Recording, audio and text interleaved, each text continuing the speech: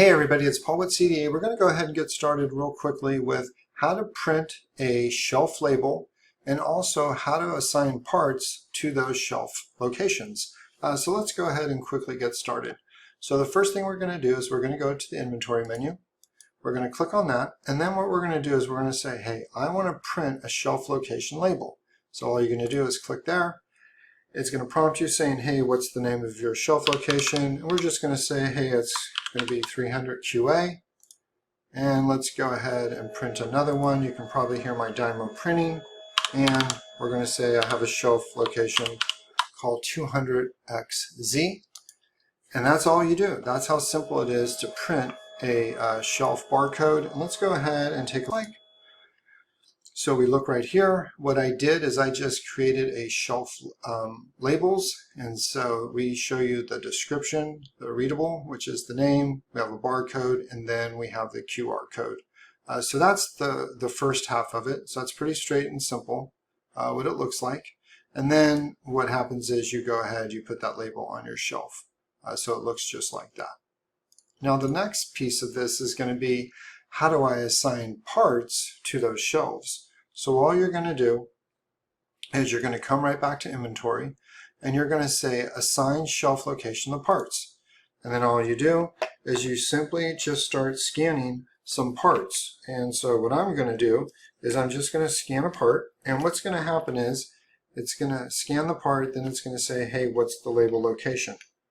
So I'm going to scan the part, it's going to say, what's the label location?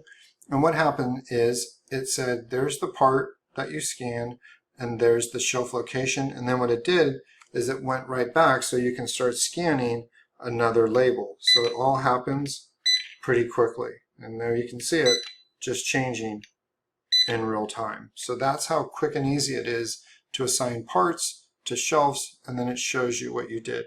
So let's just go ahead, take a look at this. I have my label that I printed out. I have my rack location, and then all I do is I just scan that QR code, or I scan the UPC code.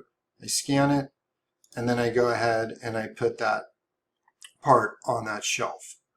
So it's pretty straightforward on how that works. So that's just the first half of what you can do with printing shelf labels. Let's go ahead and take a look at the second half of it. So what I'm going to do is I'm just going to hover over here, and it says inventory pick list. And so what the inventory pick list is, that's part of our package for enterprise customers. So what it does is it allows the parts department that is in locations or warehouses to pick their parts, and it tells them where they are on shelf locations. And so you can see we have location 1001, we have location 1003, and this is just our demo, so we're just keeping the amount of parts to a minimum. But you can see, hey, I can go to these shelves and I can pick up these parts. So let's go ahead and go to 1001, and you can see I have 2 parts that are on rack 900. I have 3 parts that are on rack 700. This tells me what they are, and so now I just go and grab and pick them. So it's pretty straightforward. It's that simple. So now let's go ahead and take a look at a question that's probably going to come up, is how do I assign a part to a different shelf location because I moved the part or I scanned it incorrectly?